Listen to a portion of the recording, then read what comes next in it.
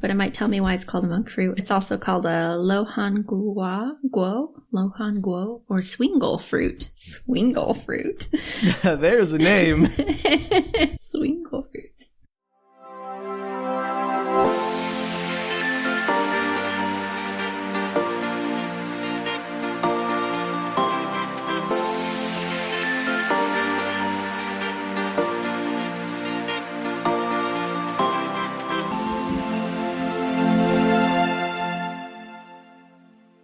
Hello, everybody, and welcome to Book Retorts. I'm Danielle. I'm Sam. And this is the podcast where one of us explains a weird piece of media to the other who has no experience with it. Liar! So, you do have experience with this one. I just wanted to accuse you of lying. Enthusiastically, I appreciate that. Look, you're going to do it right. So today we are doing part 2 of Wonder Woman 1984. All right, that's the year it took place in. You're welcome. I think that without having seen this film and being immersed in its visual styling that's very 1984, it doesn't feel like a 1984 story in any other way. No, it has nothing to do with 1984 particularly. They just wanted to set it in this time period. Right. Aside from the aesthetic, which I have not seen, so it doesn't stick with me. It would if you watched it, Sam. Oh, I'm sure. In fact, why don't you give us a summary, Sam, of part 1 for our listeners who happen to have just dropped into part 2? Sure. Now, to be clear, this is a summary of the first part of Wonder Woman 1984 with no context from the first Wonder Woman movie. So good luck anyone who hasn't seen that one. Also like myself. I apologize because I have also not seen it for quite a while, so I was of no help. No, it was great. I'm just going to skip the opening scene of the Mysterian Olympics because it seems irrelevant at this point and I don't care. I mean, some of it's a little relevant, but okay. We'll give it to you. Diana does a thing where she rides a horse wrong and gets scolded for it, so. Yeah, only one part of that whole scene is relevant, but you're welcome to skip it. It's fine. I can. Is it the golden statue at the end? Sort of. Yeah, okay. There's a golden statue. I don't remember who the golden statue is of, but they're like, you must be honest and strong like some statue person. Asteria. Sure, Mysteria. Mysteria?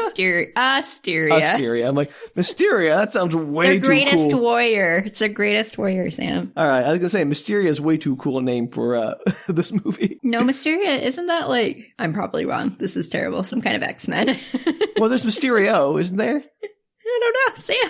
We know very little about We're not the books. people. Yeah, you're not the people that should be asking about the Marvel DC cinematic universes or comic book universes. All right. Well, regardless of our lack of knowledge of superheroes, heroines, people's things, we're in 1984. There is a person named Diana Prince because subtlety. And this movie is very tongue-in-cheek, which I appreciate. She is the erstwhile... Is she still the princess of the Amazonians, or is she, like, giving up her throne to go live among the humans?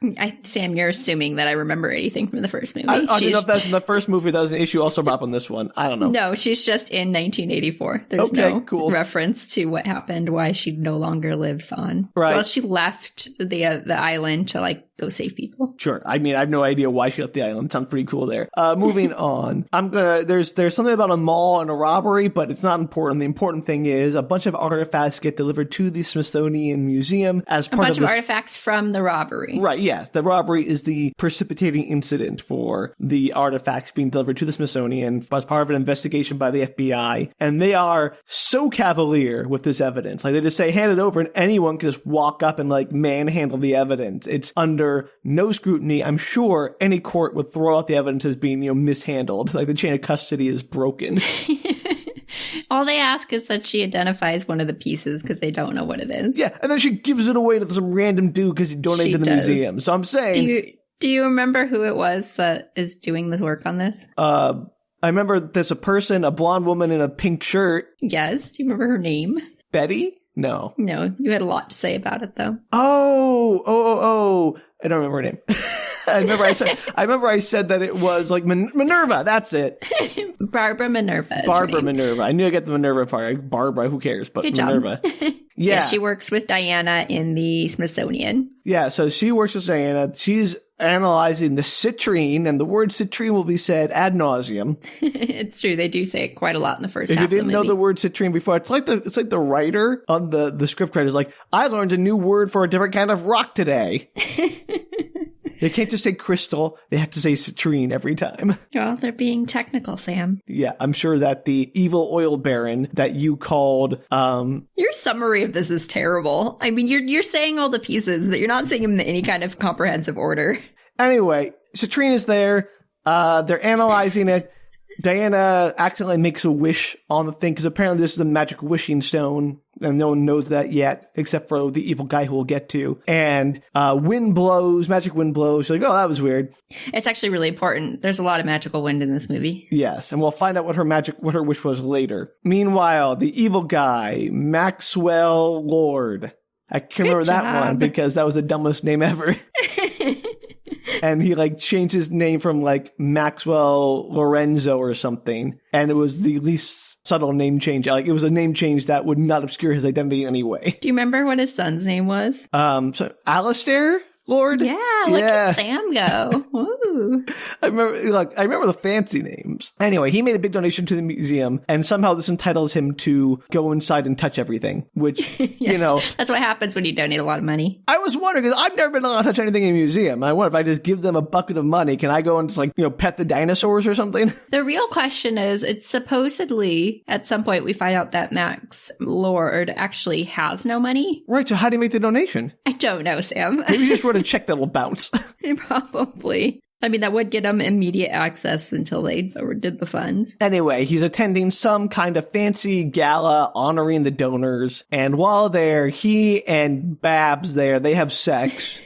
And they don't have sex. Well, they might. I mean, you don't know if they have sex. They definitely make out. They do some cut from the scene so you don't actually know how far they go. But I'm just going to assume they have sex because why not? They're both attractive people, I'm sure. And he somehow pockets this giant stone, this giant citrine, mid-romantic dalliance. But she seems to know that he took it, so the scene suggests he's stealing it because he slides it behind his back like he's gonna take it from the room. This is prior to coitus. But then the next scene is her telling Diana that he took it. And I'm like, okay, did he steal it or did he borrow it? Maybe she just guessed he took it afterwards and didn't care. Yeah, it's quite possible. And so the deal with this wishing stone, which Max knows all about, is that you're going to make a wish on the stone, but there is some sort of one-sided exchange where when you make the wish, you know this is going to happen, but it's going to take something from you. And what it takes is arbitrary and capricious and subject to change if the stone doesn't like what it took the first time. It's something that you didn't want to give up. I mean, I don't want to give up anything, Danielle. That's how giving up things works. It's just your greatest thing. That's subjective. Well, yeah, but apparently the stone knows what it is, Sam. Yeah, but how come? We'll get to this later. Why I think that's nonsense because Maxwell it's complete nonsense. Wishes himself to become the stone because his plan is to trick people into wishing on it by touching them and making them say sentences that are constructed to maybe be wishes. Mostly be wishes. He does usually phrase it as a wish. You really wish for this to happen, right? Yeah. And they're yeah. And my comment at the time, which I stand behind, is there are way easier ways to trick people into touching a stone and saying the word wish than to become a magic stone yourself and all the liability that entails. Well, alas, he is now the stone. Too late. It was his workaround for getting more wishes. Meanwhile, Diana at the gala discovered her ex-boyfriend, Steve. He's not an ex. He's her dead he's boyfriend, ex as Steve. an ex-living. Okay, yeah. The ex-living boyfriend, Steve. Yeah, the ex-boyfriend. He is an ex-human being, Danielle. He has been reincarnated. His soul has been shoved into the body of another man whom we know nothing about, and they are totally okay with just taking over this meat puppet of a body and shoving this other dude's consciousness aside. Yep, they totally are. And it is unconscionable. And she gets completely distracted by her mission to figure out what Max is up to and to get the citrine back, because Diana also has the suspicion of what it is. And instead, she goes and has sex with Steve in the body of fake person. Body. I think I called him the Stevicite because he's a parasite essentially inside this person's body. Yes, the Stevicite. And they spend way too long having fun in the 80s, going to museums, cool, get all the new planes because you're a pilot or we're a pilot. And not enough time trying to stop the evil guy and his plan that Diana has a pretty good sense of what's happening about. Yeah, she lets that go on for far too long. Way too long. So Maxwell's plan, to get back to him and his lovely son Alistair, is he is an oil magnate. He owns an oil company that is failing. All the oil wells they have are dry, and his next big plan is essentially a Ponzi scheme to get the public to invest and buy chunks of his failing oil company and then abscond with the money, I assume. Well, I think his hope is that at some point they might actually find oil, but I mean, realistically, I imagine he's just trying to pay off the higher up people. Yeah, he has other debtors. People monies, yeah. And one of the debtors he tricks into wishing that the company was doing well, and then that also results in that guy being arrested by the FBI for some reason because that was the trade. Yeah, but what did it take away from him? Because it didn't if he wasn't committing a crime beforehand, how did they did it? It manifested it. It manifested a crime. That's not a trade. You're not taking something away from me. You're giving him a crime. I think this is loosey goosey in that it took away his power and his status or whatever, which is what the guy wanted to trade for, and it manifested this FBI raid on his property. Nonsense. And maybe he really was trying to avoid taxes. Maybe it was already there. It's just the FBI I'm sure he was avoiding taxes any more than every other billionaire. Well, apparently caught up to him, Sam. I'm just saying the fact that Maxwell as the Stone can decide what he takes from people means it's not the most important thing to them. It's whatever he wants from them. Yeah, it's very, I would say that this movie is very confusing, especially in the latter half about what the rules are for the wishes. The Wish Stone has no rules. It's a complete MacGuffin. It's whatever the plot needs it to be. I'm going to put that out there right now. To be fair, it is created by the god of lies, trickery, which we find out later. The Duke of Deception, Danielle. Duke of Deception. So that would explain why their rules are kind of all willy-nilly. No, it wouldn't. Every proper legend about, the evil trickster has them doing it by the book, but they always find a way to work within the system to trick people. They don't just if you just make anything up, it's not a trick. If you're just lying to people and changing the rules because not being fooled, they understood what the rules were and they're oh, I'm lying. That's not what the rules actually are. That's not a trick. That's just changing things on people for no reason. Maybe he made it when he was drunk and he thinks it's hilarious. Sure. Point is, I hate the Stone rules, and they annoy me. Yeah, well, then you're not going to like the second half of this movie, Sam. Can't wait. Anyway, so he strikes oil, gets rich again, and apparently that's not enough for him. He wants to become the numero uno oil baron in the world. Mm-hmm. Again, turning himself into the Stone is a terrible idea because once he's done becoming the best oil person in the world, once he's the richest man in the world, he has no way to turn off the Stone wishing thing. He has no way to stop the whole danger of someone else shaking his hand at a party and going, oh, I wish you hadn't gotten so rich, and then poof, he's done. Yeah, well, that never happens. Yeah, I know, but it should because, the Midas wishing touch or whatever. Anyway, in the meantime, there's 3 different plots at the same time. Diana goes to Barbara hey, what happened to that stone? Do you know where that stone came from? And she was doing some research on it. That's how they figured out from the trickster god. Also, Barbara had made a wish to become as strong as Diana. To be Diana. Yeah, basically, to become her. To be as strong and confident and pretty as her. And every man in this movie is a sexual harassing monster, except for the main characters. It's true. And she starts just wailing on guys. She's clearly turning evil with her power. So that's happening alongside all the oil baron stuff. Then Diana tries to go confront Maxwell, and she learns that the stone is gone or has disappeared and left its golden stand behind, which has all these words of the gods written on it about what it is. So go, no, it's from the gods. It must be dangerous. And so her and Steve, in perhaps the most confusing part of this movie so far, and if you've heard me describe the wishing stone powers, this is going to really impress, is they learn that Max has gone to Egypt for, again, reasons I don't understand. He already has a successful company. He's already achieved wealth and power. I don't know why he wants to go to Egypt, but he does. He wants to take on the oil that the guy who supposedly is the number one oil baron in the entire world. Yeah. He wants to get all from him. Yeah, it's very stupid because he's already super wealthy and powerful at this point. He could just stop he wants there. more. He wants more, Sam. It's dumb.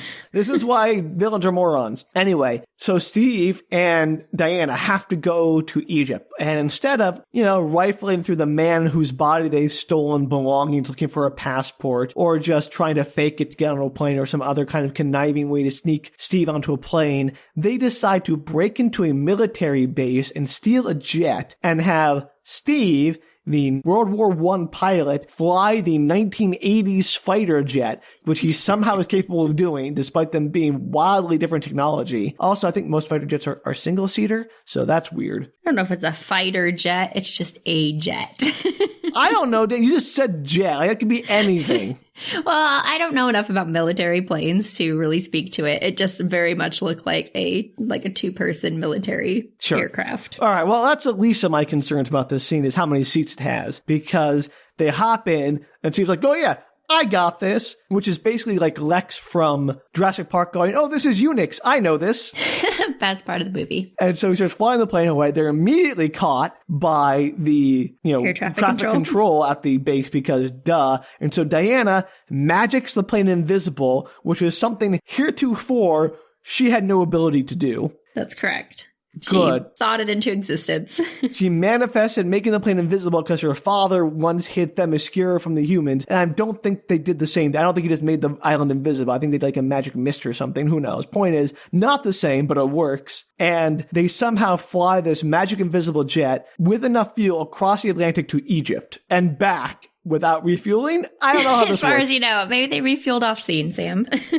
Yeah, they broke into a military base and stole a bunch of jet fuel. You don't know. They don't, because the movie doesn't tell you. It just assumes, you don't care. Meanwhile, Maxwell's confronting some Egyptian oil baron. He's like, oh, I'm going to trick you into giving me all your oil by granting your wish for your homeland to be restored, like to you. Like you used to be the person who ruled this area until it was colonized. So I'm going to let you wish to have it all back into your control. And in exchange, you're going to give me all your oil, which again is a dumb wish. And when that doesn't work out, when he gets all the guy's oil, the guy who has no oil because he sold it all, he's like, oh, I'm going to change that immediately, and now I'm going to get all your security detail, which is a very bad exchange because security detail is not the most important thing to him. A, because those 20 guys he gets from security detail mean absolutely nothing because it controls an army practically. And B, you can't change the terms of the deal after the deal has been struck. Yeah, I can't decide in this movie if they lose whatever is most important to them and they lose whatever he decides to change out for the wish. I can't decide. The point is, it doesn't make any sense, and the movie doesn't seem interested in laying out any clear parameters for how any of this works. So, meanwhile, Diana and Steve run into Max on the road just randomly, because apparently Egypt is a small town that you can bump into people tiny. randomly.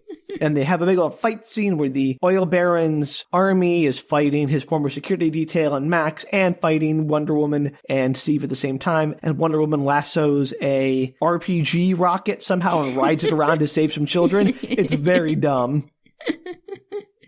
And then they jet back to Washington, D.C. after this encounter because they let Max slip through their fingers. They do, but you remember what happens when she's trying to rescue the children? She rides the RPG and picks them up, right? Yeah, but then her powers start to wane. And I was going to get to that. I thought that happened later. Anyway. Nope, that happened there. All right. Well, her power starts to wane because apparently that's what was exchanged. And apparently the wish had a delay on it for her for some reason, where it took several days for her exchange to kick in. Well, you see a couple things. That's not true. Well, it seems like the oil baron lost all his power immediately. The other investor guy had him arrested by the FBI immediately. But her, it's like a slow process to lose her power. So this Maybe thing, again, she's practically a goddess. No, because Barbara doesn't lose anything immediately either. And she's no goddess. Kind of. We'll get into Barbara. But Diana does have a couple of scenes early on where she's clearly struggling with something that should have been easy, but it's not registered that it's because she still has a lot of her power. All I'm saying it's waning, I would say. It's very inconsistent when things are exchanged and how they're exchanged. I don't disagree. It's just all about dramatic timing. Anyway, the point is, they go back, talk to Barbara. They learn that the only way to defeat the stone is to either have everyone who wished on it in the now unwish it. And they learn this from a Mayan fortune teller who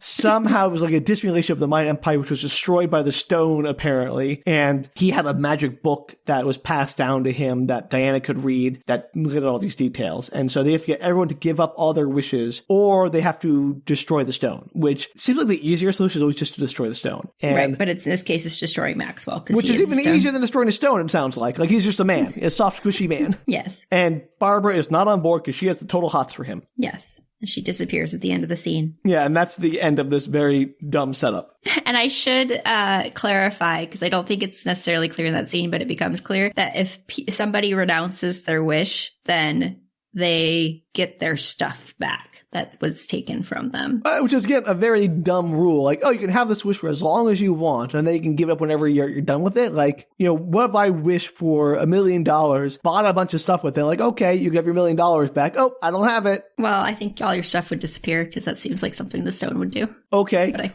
could be wrong. What if I wished for like a chocolate sundae and then ate it, and then, you know, a few days later after I passed it, like, oh, you can have your wish back. It's there in the toilet. You know, like, this, again, the rules for this thing are very stupid. You're right. There's a way to work around it. However, that doesn't come into play.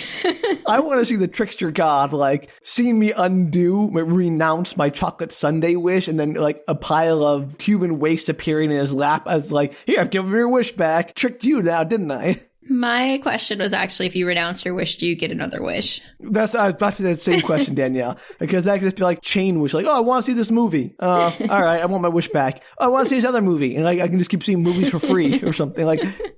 Like low-key use of this magic. Right, like, the problem everyone has with magic objects like this, or like the genie's lamp or whatever, is they always wish for these big, extravagant things, where if you kept your wishes small, they wouldn't blow up in your face all the time. That's probably true. All right. Anyway, so Barbara runs off, disappears as they're at the Mayans', I don't know, warehouse. Isn't the Mayan paid by like Dave Patel or something? He's played by somebody, yes. Someone distinctly not South American. Yes, we did decide that, didn't we? We might have had some kind of Mayan background. How would I know? I mean, true. I don't know how distantly he might be related to it. Ravi Patel. Ravi Patel. Okay, I'm sorry. Sorry to Dave Patel. Last name was correct. All right. Wonder Woman, Part 2, Sam. So we cut to Maxwell back in his estate castle office, and it's not going well. Oh, the monkey's paw wish is going poorly because he made a big one and kept on going for more. Shocking. More and more and more. His eyes are turning red. He's a little crazed. His skin's getting like veins, you know, running across it like he's clearly in ill health. Why? Why is the stone turning? Like, is it going to literally turn into a rock? Because that'd be hilarious. No, that would have been funny, but I think it's just taking a lot of energy out of him. And that caused the eyes to go red and veins to appear. Got it. Sam, I don't know, but it's just obviously having some issues. Can we just acknowledge that this movie has no internal logic? No, it does not. That's the reason why it's so much fun. Okay. It's a very fun watch. It's just nonsense.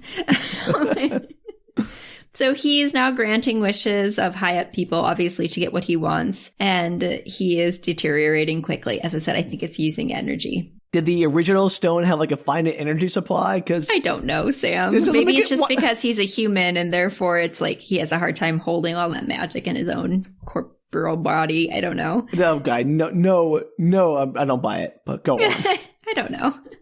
His son is dropped off by his ex during all this chaos, and Alistair is clearly upset that his dad just doesn't have a lot of time for him. And he overhears Maxwell being upset that he's around that day. He's like, what do you mean my son's here? Like, no, he can't be here today. You know, I've got too much going on kind Danielle, of thing. He overhears. Yeah. Is little Alistair going to make a wish? We'll get there. Yeah, he is.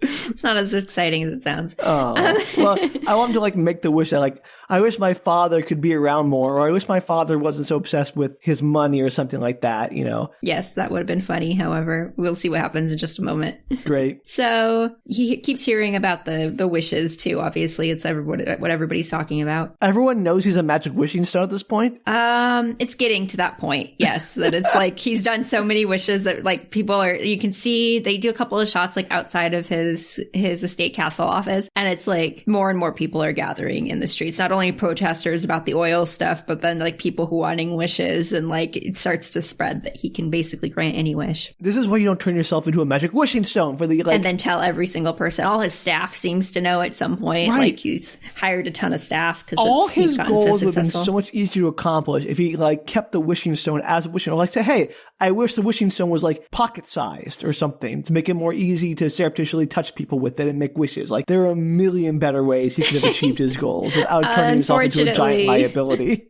It's more interesting to the story plot if he becomes the wishing stone. That was more interesting. It's certainly, like, dumber. I mean, it good to turn it into like a ring or something, because then you could just touch people's hand with it. Right, exactly. Like if you could like shake their hand like a hand buzzer or something, and then you could take it off when you don't want people wishing on you anymore and put it away.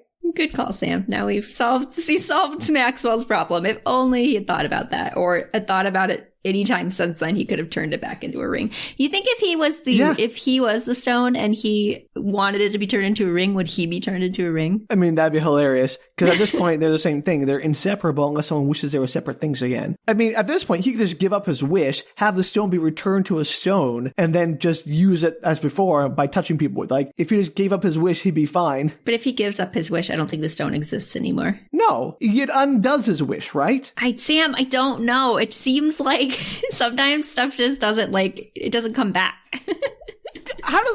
If I undo my wish and I give the exchange back, I get what I gave you back and you get what, like, it should reset to pre-wish status quo. I don't disagree, but this movie is not clear on that. Movie's not clear on anything, Daniel. The more we talk about, the more confused I get. It's not any more clear if you're actually watching it. Okay, well, at least there's that. But at least it's fun. So he's sitting with his son, being like, no, I totally wanted to see you. Just we're super busy right now, kind of trying to talk him, down. And the son is he's touching his son, and his son wishes he was around more. Maxwell instantly lets go of him. So the wish he manages to the timing manages so that it doesn't actually get granted. Oh, wait. How far into the sentence, I wish you were around more, does he get before he lets go? I think maybe. I don't know, Sam. I'd have to rewatch it. But it's pretty much at the same time he says, I wish that he lets go of him.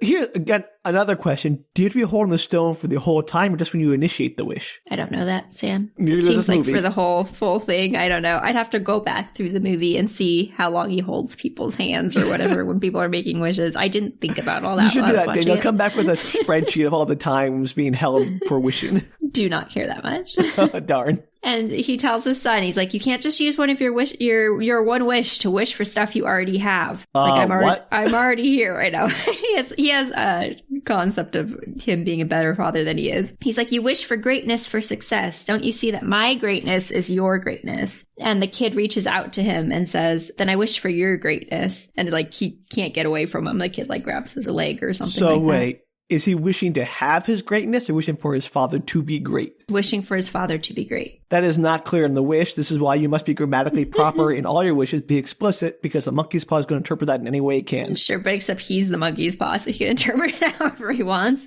Does he interpret it? Because again, it doesn't seem like he has really... Does he control how the wishes are granted and what he takes from people? He definitely controls what he takes from people, because he'll say out loud that I'm taking your XYZ. But I don't know if he has control over how the wish happens.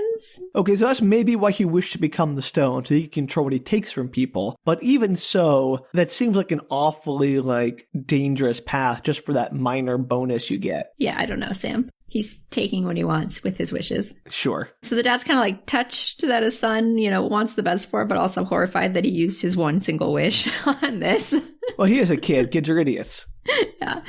So he leaves the office. Like I said, it's now crowded with workers because you remember last time he wished that he had a bunch of people to help. The secretary did, assistant. Another question, sorry. Mm-hmm. When Diana got her wish, she was thinking it. So you don't get to say wish, you just have to have a thought of a wish while touching someone? Maybe somebody could think of a wish, Sam. I don't know. Well, it's Diana all verbal did, right? From that. No, she said it to herself in her head. Yeah, but she didn't say it out loud. Right, she didn't say it out loud. So my point is, all you have to do is touch the guy and think in your head, I wish XYZ. So anyone could just be casually leaning against him and making a wish silently and he'd have no clue. Yes. Possibly. But you don't see that happen. You don't see it. You see it spiral out of control, but not that out of control. I'm just saying, there's so many ways this goes wrong. It does go wrong all by itself, Sam. So he walks up to one of the men in his office and he's like, don't you wish that I had an audience with the president today? And the guy, is kind of a little bit of a butt kisser. He's like, of course I do, sir. Like, I thank you so much for letting me work here. I so appreciate you. And Maxwell immediately realizes, because nothing happens, he doesn't have magic wind. He realizes that he let the man use his wish the day before. So he goes off to find another person. Running out people to use your wishes on, my dude. So outside his office, the crowds are now like insane. As I said before, I assume people know that he can make wishes because there's a lot of people there. Another question, Danielle. Sorry, I'm going to derail this with a lot of questions about how the stone works because I think it's integral to the story. I also cannot answer any of these questions, Sam. Yeah, I'm going to pose them anyway. When somebody touches him, do they have to physically touch him or can it be like touching his clothing? Because if his son was like grabbing his arm, like grabbing his shirt sleeve, he wasn't actually in like skin to skin contact. I'm pretty sure I want to say he grabs his leg and he has pants on, so it must work. Because how far does that extend out then? Like, if he wrapped it up in plastic wrap, that wouldn't stop people from wishing on him. But if he like sat in a car and he was touching the car and you were touching the car, does that count? I'm not even sure if he has to hold the person, touch the person. What are the rules? Okay, now I'm wondering because there's a scene in just a minute where he gets into a car and he like tells the driver, because they're crowded, like the people are surrounding the car, they can't go anywhere. And he's like, don't you wish everything would kind of part like the Red Sea and there's no traffic? And the guy's like, yeah, wouldn't that be nice? I totally wish that. And then everything kind of clears up and he's able to drive out. What? And I don't think he's touching the guy, but I could be wrong. He might have leaned forward and touched his shoulder or something. Oh my gosh, Danielle, no.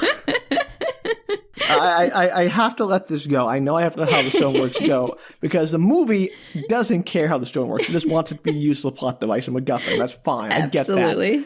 But again, the premise of our show is to try to share and make sense of these weird things. And so I have to at least ask these very relevant questions. I think they're totally valid questions, Sam. The movie just doesn't have answers for you. And I don't because the movie doesn't. I'll start making them up. So, city's in chaos. There's a riot at the Saudi embassy because of all the stuff going on the other side of the world. And everybody's wishes have gotten, like, clearly out of hand. There's just, like, cows walking through the park. Like, who wished for that? Well, somebody wished for a farm, I guess. And the farm appeared, like, right where they were standing. Who did he, like, let wish for a farm? I don't know, Sam. He probably took something from the guy. Sure. Okay. Anyway, it's chaotic. There's like everything outside of his building is just massive chaos. So we cut to Diana. Steve is checking out her apartment. He's finally gotten to their apartment, not to that random engineer's apartment. Which they just totally occupy without his consent. They did. And he's looking at all the mementos and pictures, and he gets kind of like a sad look on his face. And when Diana approaches him, he says they have to talk, basically implying that he has to go back. Like he shouldn't be there. He absolutely should not be there, but not because she's like moved on and lived a whole life without him, but because he is taken over a sentient man's body and using him as a meat puppet. He doesn't seem concerned about that. He seems more concerned that like he's out of time and Diana, has a whole world she can be living in and other people she could be with. See, that's so easily overcomable. To be like, oh, let me like, if you loved her and she loves you, you will find a way to make it work. Like, that's not terrible. And I'm sure there would be some like weird displacement or whatever, feelings of displacement and not belonging, but you can work on that with a therapist. The fact they are so concerned with this poor man's body is, they are the villains of this movie to me. Yeah, it 100% never comes up. Like, he never once says, I should probably get out of this guy's body. And I'm assuming she reverses the wish at some point. Do we ever see, just tell me now, I don't even know how it happened, just let me know, does this engineer man ever come back? And is he ever like, what did you do to my body? You have violated me. He briefly comes back. He does not seem to recall anything. Terrible. Diana is a monster. I don't know how they explain like days of his life lost. Absolute monster. Like, he probably got fired from his job for not showing up for days unannounced. Who knows? His family might be worried sick about him. Who knows? Apparently not. He's apparently just a single guy who has single absolutely guys still have no friends or parents. family and has a job that he can work from home in, Sam. I don't know. Crazy. Absolutely nonsense. He's one of those people who die in a city apartment and nobody knows that they're dead. He's still a human being, Danielle. Show some respect. I am not arguing that he deserves respect. I'm saying that apparently he has absolutely no social life or work life. And so nobody notices he's gone, apparently. That's even sadder. I can only assume. Okay, so she basically is like, I don't want to hear this. Like, she says she gives everything that she has every day, and she's happy to, but she doesn't want to give this back. It's the only thing she's ever wanted and the only joy she's ever asked for. Ugh, Diana, you're such a drama queen. Move the heck on.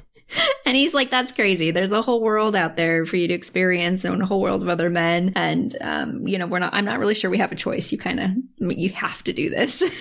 Why is Steve suddenly the more heroic person than, Diana does not come out well in this movie. Well, I think the point of this movie is to show that she has this like human broken side. Like they are trying to explore that in this movie, that she is not always strong. I get that. I just don't know if turning her into like a complete villain is the way to do that.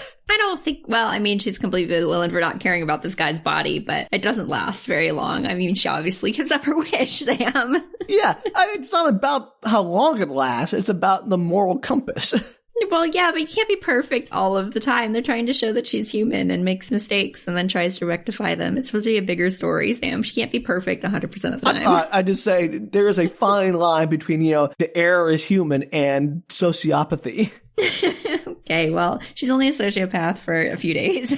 Oh, okay, that makes it all right then. I was only a serial killer for a few days back in the 80s. It's fine. I learned my lesson. Okay, so she tells him there has to be a way to bring Maxwell down and to keep him in her life. No, there isn't. And I get over it. So inside, she has a secret spy room in her house, Sam. Oh, sure. It's got a bunch of TVs in it. It's like monitoring the city. Got it. And apparently in the corner, all wrapped up in some canvas, is the armor of their greatest warrior, Asteria. And it's this she's gold back. Thing with wings. Why does she get that? Because she's the special chosen one, Sam. Okay. I'm sure she's there's a reason we greatest warrior. Forgot. Yeah, I'm sure there's probably a story in the first one. I know she went in search of Asteria, who disappeared, I would go into the story in a little bit, but I'll tell the story. I'll tell you the story, Sam. Tell me the story. So when mankind enslaved the Amazons, her mother freed them, but someone had to hold all the men back so that they could escape to their island, and the others gave up their armor to make her stronger. So Asteria is the one that stayed back and sacrificed herself for them so that they could get off and get to their secluded island.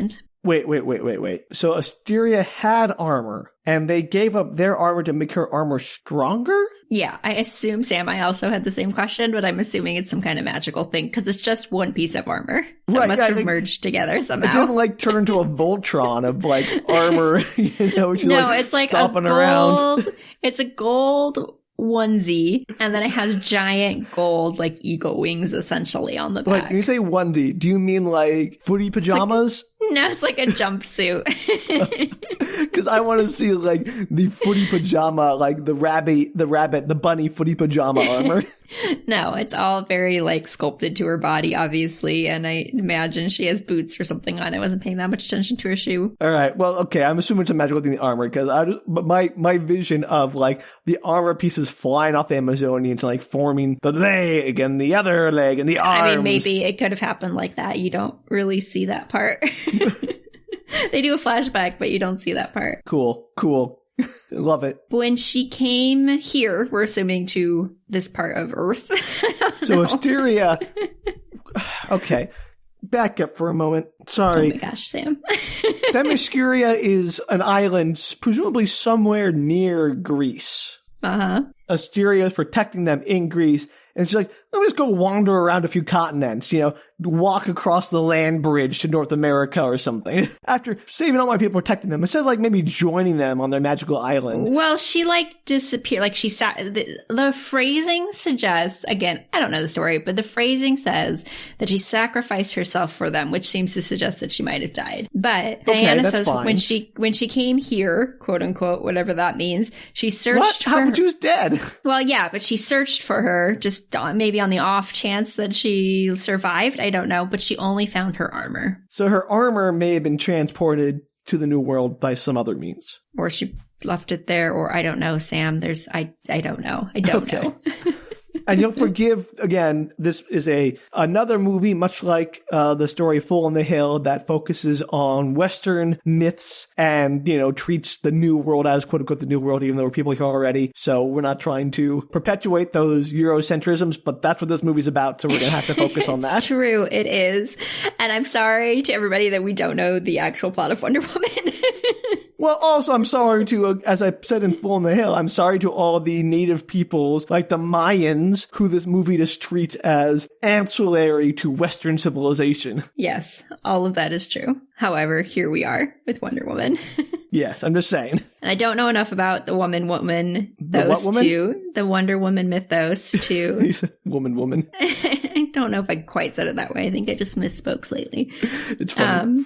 Wonder Woman mythos to really like get down as to whether or not it's offensive to any cultures. Well, I mean, to be fair, there are many stories in comics, especially from back in the day, that are offensive to many cultures. We're not here to dissect that. That is another podcast for people much more qualified than ourselves. Absolutely. So, found the armor, Sam. She found the armor. She found the armor and just like kept it in her closet. And kept it in her closet. Her secret spy closet. Ridiculous. On her secret spy cams, she sees Maxwell leaving. Wait. Yes, Sam. She has secret spy cams all across the city? Yeah, they're basically like, I would imagine, almost tapped into the city feed of like cameras because she sees people walking around all over the place. Two things about this. Creepy. One, yeah, very creepy. I was going to say this is kind of like the moral dilemma from the Dark Knight movies where, you know, Batman has his secret cell phone tapping thing and they have this whole story like, oh, this is a terrible thing and it has to be destroyed because it's, you know, a gross violation of people's privacy. Diana, no concern for that at all. It doesn't even come up. I don't know if she hears people, but she definitely sees them on the camera. Yeah. B, whether that, like, I don't know what the state of public surveillance was in the early 80s, if it was as prominent as it is now, because it seems like she might not get as much information from that as this movie is implying she could. Well, I don't know if it's tapped into the feed or if she created her own feed, Sam. If she created her own network of cameras, it's way worse. I don't know the answer to that, Sam. You literally see this room for like 2 seconds. She like goes in, well, no, 2 minutes. She goes in there with Steve, shows him her thing, which he seems vaguely unsurprised about, though it's kind of like, well, this is cool. And then she tells him the story about the armor. All right. I'm just saying, there's nothing kosher about this. I think Steve like looks at one of the screens and is like, that's Maxwell. He's leaving. Like, or something. The man from 1980 is like, oh, not impressed by this technology. So Maxwell's leaving to meet the president, obviously, because that's what he was trying to wish for earlier. What's he gonna do with the president? Like, hey, give me drilling rights. Yes, actually, sort of that. What a useless... This is what lobbyists are for. You can do the same thing with money. It happens all the time. Nope, he's making it faster, and he also asks for some other stuff, obviously. Ridiculous. We'll get there. Literally, in a few minutes, we'll get there. I mean, not to get too political, but the wealthy already own the government pretty much. He doesn't need to waste wishes on this. Well, we'll get there. So he's meeting with the president. Diana's shown up Okay, so earlier when she went to the party, remember when she went to the party, Sam? Yeah, and forgot her whole, raison d'etre for being there. Right. So she's at the party, and one of the guys that hit on her was talking about how he was like a White House staffer now and had been asked for by name, and was trying to hit on her using like, I'll give you a personal tour of the White House if you ever come over. You want to show your Lincoln bedroom? Yeah, exactly. And nice. So Diana, they're leaving to go get Maxwell. Like Diana like steps out and is like, I'm gonna go fight him, but he's gonna go like kidnap him, kill him, whatever. And Steve's like, oh, whoa, there's got to be like an easier way than what you're wanting to do. You don't have any powers. Right. Let's say her powers are gone. Like, what are you gonna do? Like, you are now an ordinary woman. And no she still has like half her powers, I would say. They kind of come and go. But she doesn't have enough. Any single individual, I mean, you can assassinate people pretty easily, I guess, but like, I don't think it'd be as easy as you think. No. So he reminds her that she basically was like going to be powerless pretty soon and she can't just go after the wishing stone guy. And so she ends up, I guess, calling the guy that was hitting on her, getting the personal White House tour, but she brings Steve with her, which I'm sure the guy was probably not expecting. Or if he's the right kind of guy, he's like, bonus. He might be, that's true. So he genuinely is giving them a tour. He's clearly very enthusiastic about the history of the White House, and they sneak away as he's talking. Does the White House not have any security? Apparently not. So back in with the president, Maxwell is like, so you're having some troubles. And the president is like, yeah, big trouble with Russia, which doesn't age well. Well, to be fair, it was 1984, kind of middle Cold War era. Not middle Cold War, but still Cold War era. Cold War one. Yeah, it was. And Max tells him that he knows he's a man of faith, that he's been very blessed. He's been a very blessed man, and he wants to share it with him. So what does he need from the universe? What does he wish for? Vision board it. And the president says, what else is there but more nuclear warheads, more than they have. Whoa, whoa, whoa, whoa, whoa. Wrong wish, buddy. Yeah. He's like, if we had that, then they would have to listen. And No. Max immediately is kind of like, yeah, that's an interesting take on that. But okay, I'll give you that. But I want all your power, influence, and authority and all the respect you command. And the president doesn't agree to that. He just has it happen on him. Again, this thing He kind of is like, it feels like every time this kind of stuff happens, because he made no one believes him, so they sort of like agree to it. Yeah, and in this case, the president was like kind of forced into this meeting by the wish, right? So he's kind of a little out of it, kind of like how did I end up here? Who are you? Sort of thing. Like he's... Yes, okay. But also, his wish is dumb. You don't wish for more nuclear warheads for yourself. You wish that your enemy has no nuclear warheads, and therefore, Russia has had more nuclear warheads than the United States for a very long time. It does not make us capitulate to all their demands. Right, and we will get into that shortly with how bad this wish was. It is this is how you get mutually assured destruction, is by, an arms race. Like, this all it is. It's just an arms race escalation. It doesn't mean that you've suddenly won. That's 100% what happens, Sam. How did this guy get elected? To be fair, I'm sorry. Why do I even ask how a moron got elected president? That's a dumb question. Yeah, so no surprise that's what he wished for. Sorry, let's go.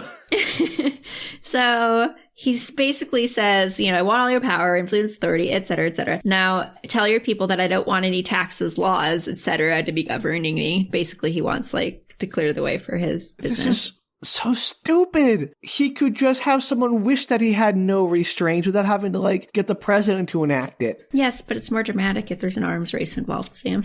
There's also just so many other ways. If you just want to be supreme ruler of the earth, like Dr. Evil, you want to rule the world or whatever, we could just wish for that instead of trying to go through the political channels. He does seem to be going step by step to world domination. And I think it's funny because he could just wish it into existence. That's what I'm saying. He could do Jafar or whatever and be like, I wish to be the most powerful man in the universe or whatever. It's funny that you mentioned Jafar because I totally said in my notes that he was acting like the Sultan in Aladdin under the influence of Jafar because he's definitely like, yes, right away, sir. I was like, that's weird. There are so many parallels. This is one of the few properties that isn't owned by Disney, so... And so as Maxwell's leaving, he's kind of gloating to himself, yeah, I'm in charge of everything. I have all the power. He spies... soon-to-be-destroyed world. He spies a poster board that's on an easel because apparently it's a high school presentation going on in the Today in my science fair project, I like to talk about mutually assured destruction. It made me laugh. And he's like, what's this? And they're kind of they have it's a diagram, kind of like an architectural diagram. And then it has blueprints. And then it has the little radio signal printed all over it. Radio signal? Yeah, the little lines that a speaker signals. Oh, the curved Wi-Fi line. Yeah, okay, exactly. Yeah. And the president, he goes what is this? What are all these poster boards? And the president is like, this is a global broadcast satellite, top secret program that enables us to override any broadcast system in the world in case they need direct contact with the people of an enemy state. Okay. Couple of things. You're going to have so many questions about this, Sam. There's so much wrong I'm about with to it. say a bunch of stuff. First things first. I'm not surprised by the poster board. I take this back because if you've ever seen, congressional debate, they have poster board, high school level poster boards all the time when they're debating. And this is stuff. the 80s, so, PowerPoint wasn't as big. Yeah. No, today they still use here's my giant picture of, a graph or whatever that I'm going to misrepresent to try and make a political point. So that's I think most Congress people are basically doing high school presentations when they're debating a bill on the floor. So I'd have to imagine it's the case. The more I think about it, the less that surprises me. But let's talk about this satellite for a moment, Danielle. They have an explanation of it. Would you like it? No, because I'm actually a question first, and I want to see the explanation can answer it. Go ahead. If it is a satellite broadcast, how does it override cable, which doesn't use broadcast? It's wires. It's a digital signal in a wire. I don't know if this answers it, Sam, because I don't know enough about technology. But I can tell you what they say. All right, that's my first concern of many is how does it override like direct wire-to-wire connections? But I wrote this down specifically because I thought you might have some opinions. So you know me so well, Danielle. It apparently uses particle beam technology, just like the Star Wars program. Nope. And then it based the landscape in a signal of particles that goes in and fiddles, quote unquote, with any technology it touches. Okay, didn't Star Wars use lasers? Sam, I don't know. I'm just, all right. Okay, I mean, I don't know if this movie is stupid or as soon as the audience is stupid enough to believe the phrase, oh, it just fiddles with things and magically the TV changes to whatever we want it to be. Well, the thing is the president's explaining it, and the president clearly even says at one point, like, that's how it was explained to me. Okay, so he's an idiot. Got it. You're just getting the, like, general idea, and I think that's how they're trying to, like, wave it away. It's like, a guy that it was explained to is explaining it to someone else. To be fair, if I was trying to explain a complicated piece of science to the president, I'd probably dumb it down to a second grade level too, so. And Maxwell is like, touches, like the particles you send out are touching things. And the president, no. I know, the president is like, I mean, it's a figure of speech, but essentially that's how it was explained to me. This gets into a whole can of worms what it means to touch something, because anyone who loves, random science facts knows that, like, touching things, like, you don't actually come, like, atom to atom contact doesn't happen. You have the electric fields from the outer layer of electrons are like repelling each other. So you never like, what does physical contact mean? Like, we haven't defined what it means to touch something. And so apparently we have in this movie. But if you have like a particle beam, are the particles contiguous, or are they like, if you have like a stream of water and you're touching one end of the water and the other end, if the water is contiguous, sure, if it's laminar, but if it's like broken into little droplets, is that still touching it? Like, how fine do those droplets have to be before like, this is insane, Danielle. This is crazy. I knew you'd think it was crazy. This is like, I'm not usually super pedantic. I mean, I am super pedantic, but I'm not usually like so critical of bad sci-fi in movies because it's usually just sort of there to facilitate the plot. Like, I don't care how the transporter beam works in Star Trek. Like, it's whatever, it's fine. But this movie makes such a big deal of its technology, and it tries to explain it in such a way that, like, oh, this is going to make sense for how it's going to be used by our evil dude, but it botches it so badly that's impossible to ignore. I love it. So Max is like, I need to access this system, and also I need a chopper to get wherever that access is.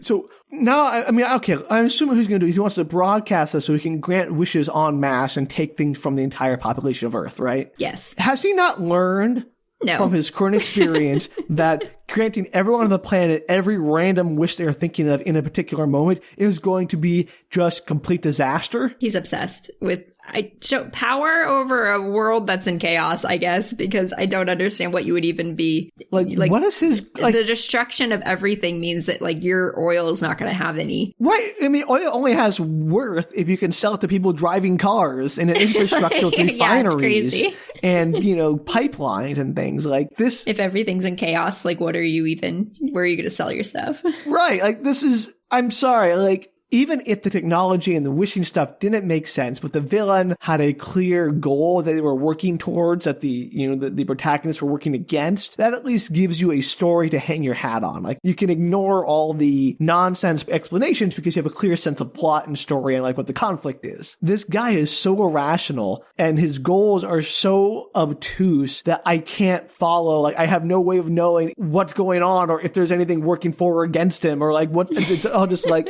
a wash in, I have no investment.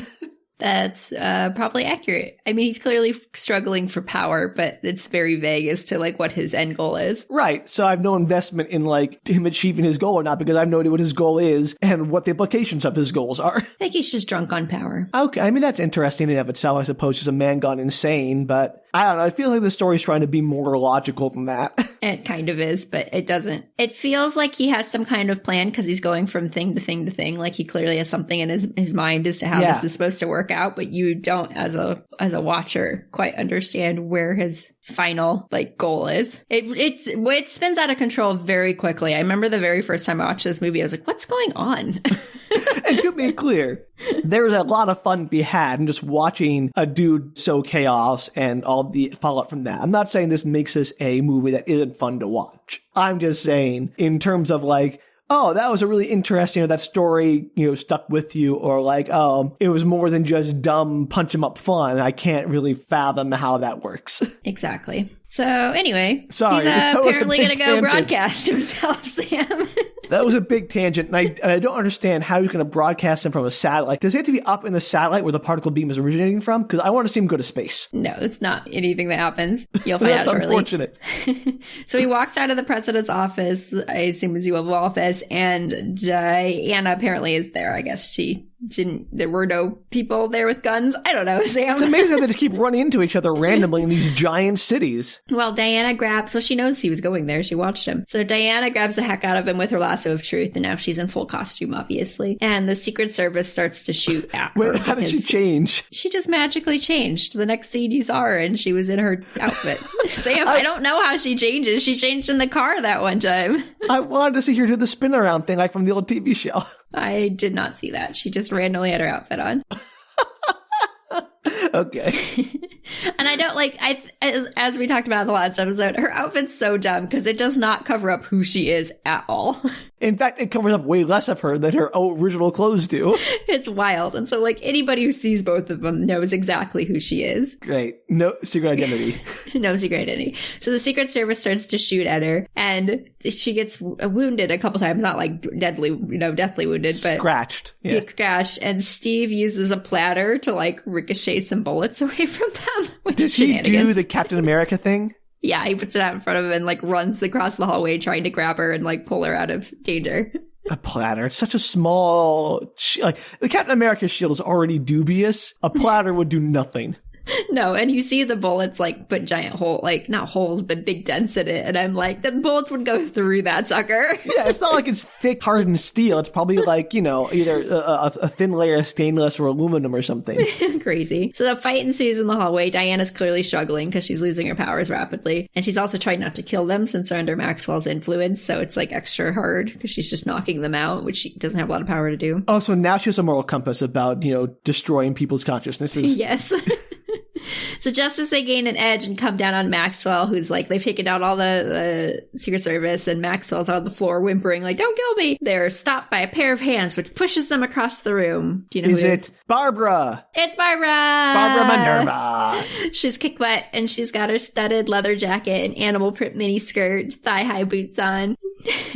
So funny. She's I can't let you do this, Diana. I can't let you stop Max. You're not the only one with something to lose. So what is she more concerned about? Is she more concerned with her having the hots for Max or more concerned about losing her power? I think it's probably 60-40, 70-30. She's definitely more involved in her powers. Okay. She doesn't want to lose that. She tells Diana that turns out wishing to be like you came with some surprises, and now she's kind of feeling very powerful in her current form and doesn't want to lose that and be her old self. See, that makes sense to me. That's a villain motivation I understand. Yeah. And so she's she doesn't want him to hurt Max, partly because she, is into him, but also mostly because she doesn't want to lose her power that she's gotten. So I'm assuming, I know you don't have the answer to this because the rules are nonsense, but the idea is if you destroy the stone, all the wishes get reversed? Yes. Or disappear or whatever. I don't know if it just goes back to normal or if it's just everybody lost their stuff all of a sudden. Another question I had. This has been a stone throughout history, right? Yes. Does it, how far back do all the reversals go? I don't think they've ever been reversed. I think it just they always talk about how the stone was there during this destruction of civilization. Right. So if the stone destroyed the Mayan civilization, for instance, and you destroy the stone, would it retroactively rebuild the Mayan civilization because the wish that destroyed the Mayan civilization would no longer be in effect? I don't know the answer to that. It seems to suggest that if the civilization gets destroyed, then it's reset. It doesn't ever say that. That's just totally my guess because they don't seem to tie into any past wishes. Okay. It seems to be all current use of wishes. That's very convenient and how they define what current use of wishes means. Yeah, I don't know because we're assuming that thing hasn't been seen in hundreds of years, the stone. All right, I'm sorry. I know I am getting way deep into the weed of how this stone works, Danielle. But it is, to be fair, No, totally valid question, Sam. a central part of the story that they try to, use the rules of the stone to create tension and drama. But if you don't know what the rules of the stone are, that tension and drama doesn't make any sense. It does not. But we just gotta go with it. And there's a fight between Diana and Barbara, of course. And Diana's like, you have to stop. You have no idea what you've gotten yourself into. You can't handle this power. And Barbara's like, oh, poor little old me, too dumb to understand. Not strong enough to hold on to this. And Diana's like, that is not what I meant. And tries to lasso her, but Barbara breaks free and slams Diana against the wall. Oh, no. I know, and she tells Maxwell to run, so she saves him. Again, is this going to be a Jafar situation where her wish become like Diana comes with all of the downsides and restrictions that being Princess of the Amazonians comes with? Nope. Oh, well, that would have been way interesting. As Diana's like, so she's almost passed out on the floor. She's super bloody and obviously not doing well. And Barbara's just standing there watching her. And Diana's like, what did you give up for this, Barbara? And Barbara's kind of confused. And Diana explains it's the monkey's paw. She had to give up something to get that power. And she asks her where her warmth is, her joy, where's her humanity? You're attacking innocent men, Barbara. So Barbara gave up her compassion to become all-powerful. Like, gave up everything that made her, yeah. I mean, we can debate what makes a person, but it sounds like not a bad deal for her. Like, it seems like she, in her current state, would be like, that is okay with me.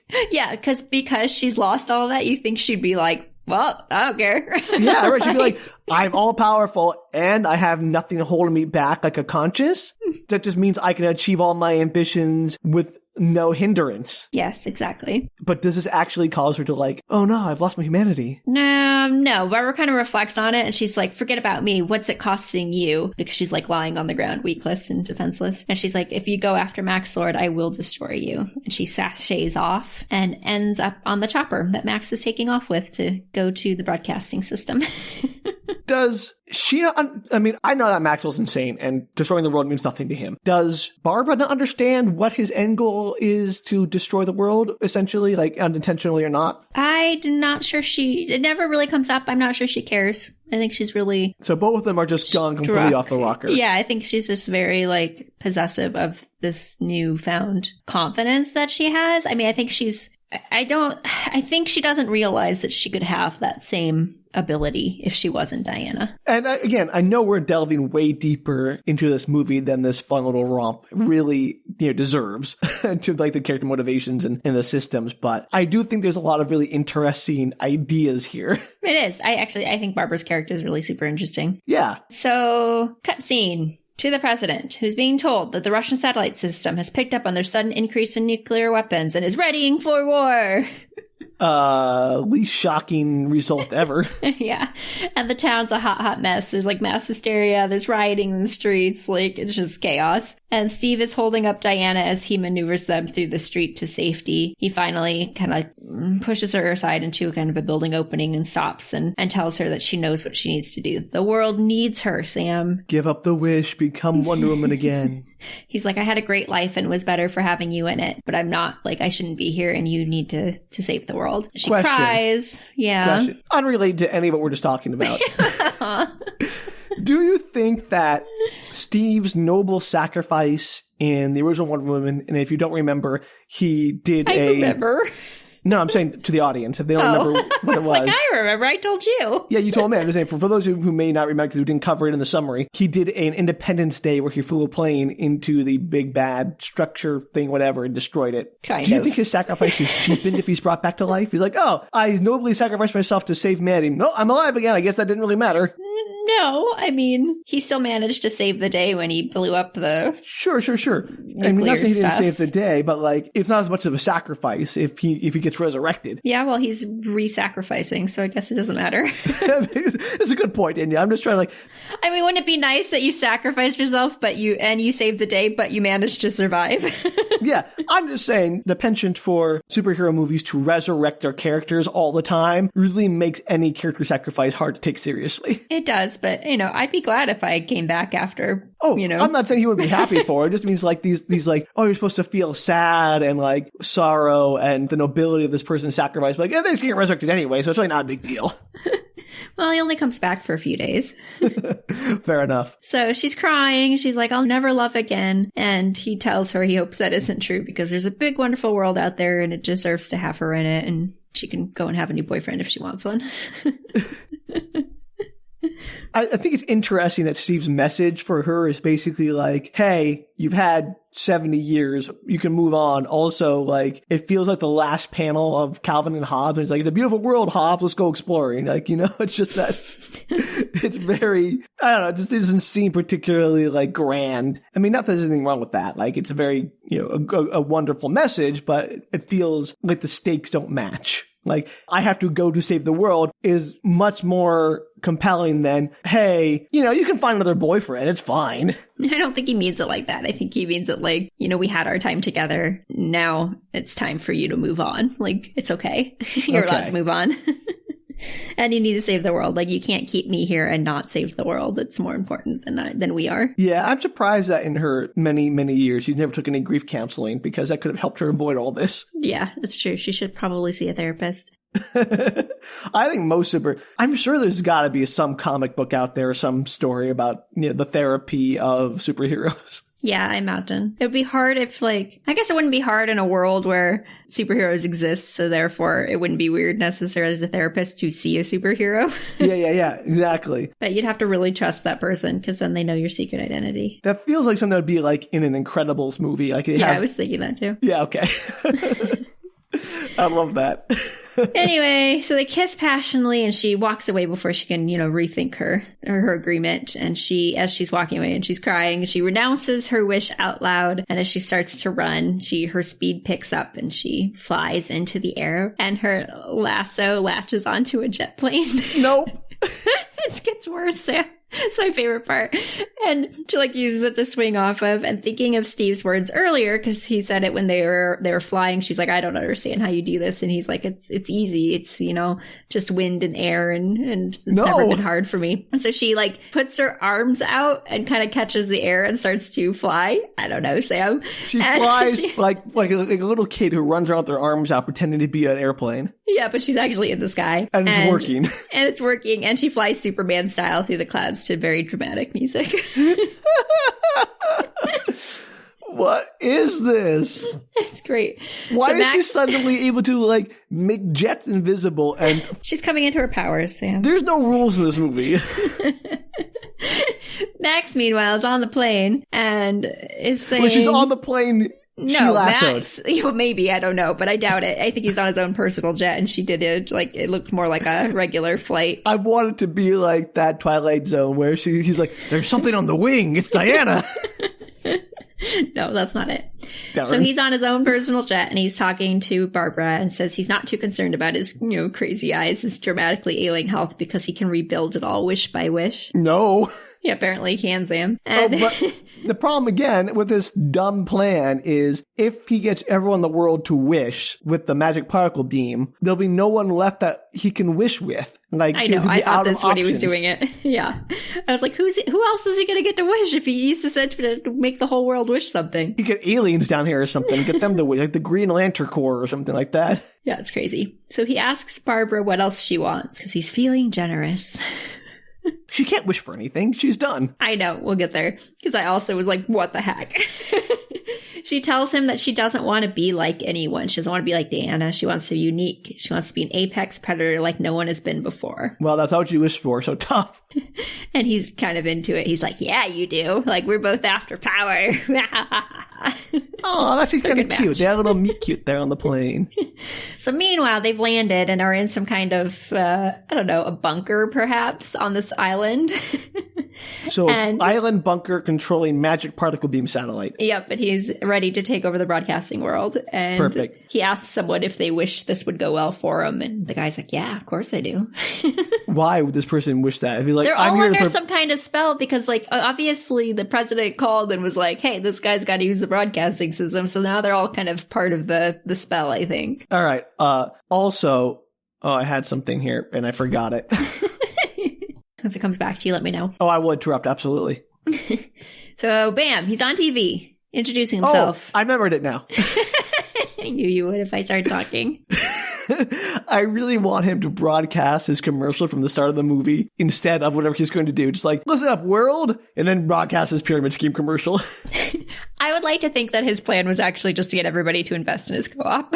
Yeah, exactly. Like, that's what I want. I want this to be all like, all right, do you want to be your own boss? You can earn $6,000 a month working from home. Join now. Get your starter pack. He definitely has the TV personality when he starts to talk, which is fun. Yeah, anyway, so that was what I want him to broadcast instead of whatever spiel he's going to give out. Like, make wishes, everyone. I can help you. Yeah, well, he doesn't. He introduces himself and he's like, I'm here to make a change. All you have to do is make a wish. It's very, like preachers that are on TV. Yeah, televangelists. Absolutely. And like anything you want, I can give it to you. And just look into my eyes and make a wish. And people, of course, it starts sort of jokingly, like some woman in a Chinese restaurant is watching the TV and she's like, oh, I wish I was famous, kind of thing. And then suddenly there's like paparazzi outside the door and people are knocking on it and screaming. And don't wish for fame. You want the money.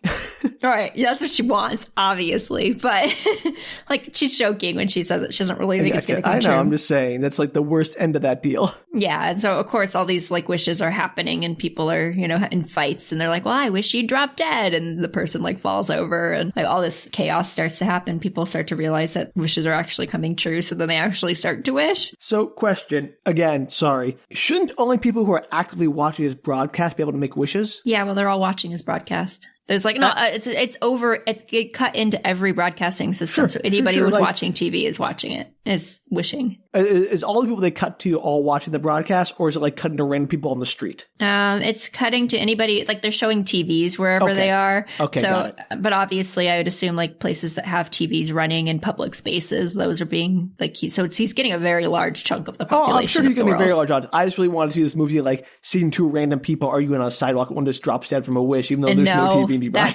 That couple there's a TV in the background, and I think what prompts them to make the wish is that they hear something about a wish on TV and they're already yelling at each other. Okay, all right, fine. I give the movie, you win this round. This round. And then it cuts to his son, who's still back at the office all by himself. This poor kid. Wow, that kid. He's back at the office and he's hearing his dad's voice and he's like trying to find him because he kind of thinks he's in the building for a minute because he hears him talking and then realizes he's on the TV. This is how supervillains are made. Yeah, it's amazing. This kid doesn't turn into a supervillain. So Wonder Woman Diana can somehow hear this in the sky, I guess. It seems to suggest that she can. Maybe she has an antenna or something, a satellite receiver. Maybe she can have super hearing. I don't know all of her skills. And then there's a flash of lightning across the sky and she uses her lasso to grab the lightning and swing. What? She lassos lightning and is immediately thrust into the ground, right? No, she just swings through. She swings on lightning? Yeah, she grabs it with her lasso of truth and swings through the sky. She like Spider-Man's off of lightning. She does, with her lasso of truth. I'm speechless, Danielle. That is, I mean, A, it obviously sounds like it looks awesome. And B, the second you think about for more than any amount of time, you realize that's the dumbest thing I've ever heard in my life. I know. I put it in there because I was like, well, that's insane. Lightning doesn't, she lassos the dumbest things in this movie. It's so good. I love that does she does ever weird use stuff. the lasso of truth for like making people tell the truth, or is it all just lassoing random objects for acceleration? She uses it in very unique ways in this movie. I'm not sure I see her do anything specific to telling the truth. She kind of projects the truth with it at one point. Okay, all right, sort of. whatever. We'll get into it, but no, mostly she uses it to like swing off of weird stuff. How many lightning bolts does she? Is it just one, or does she get like a whole chain going? It's just one giant lightning bolt that like flashes through the sky, and she swings through, and then she's clearly going home. So their next scene is her back at her house. Because that's where you need to go. Well, she's going to get her armor, Sam. Oh, right. I already forgot about the armor. Yeah, so she's unwrapping the armor. You see her doing that, and Max continues his speech. It cuts back to him, and he's telling them that they can take it all, and in return, he will take their health and their strength. He's kind of mumbling that. He doesn't want the whole world to know.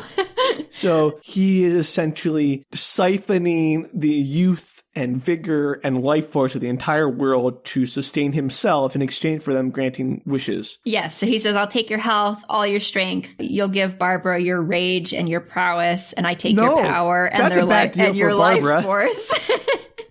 Hey, Barbara, do you want to be perpetually angry all the time? That sounds miserable. We'll get there. So Alistair has now found the TV. He's yelling at the TV. He's like, wish you'd come back. I want you here. Oh, you need too to late. still You be wish here. you wasted your wish on a dumb thing, kid. Yeah, it's a no-go. Obviously, doesn't make him come back. So Diana then descends from the skies in her golden winged armor bodysuit at the military complex, and she's kicking butt and taking names. So does this costume do anything to protect her identity more than her original costume? I mean, it doesn't cover her face, but it does have a helmet on at least. Okay, and well, a that's full something. body gold. Like I bet you could see her in that and not connect her to being Diana later. Oh, if you put on a pair of sunglasses while wearing the armor, she'd be totally fine. Yeah, it's true. If she just had a little visor, she'd be fine. Unfortunately, on the roof of the complex is Barbara, who is auditioning for a role in Cats. What? She's mostly animal now. She looks like a cat. So her absorbing the collective rage of humanity has turned her into a cat creature? Yeah, she's absolutely got like the streaks on her face. Her body is like a skin suit of kind of like a cheetah print, a black and white cheetah print. It's very Island of Dr. Moreau because she's still standing upright as a human, but she's got the tail and everything. I don't understand, Danielle.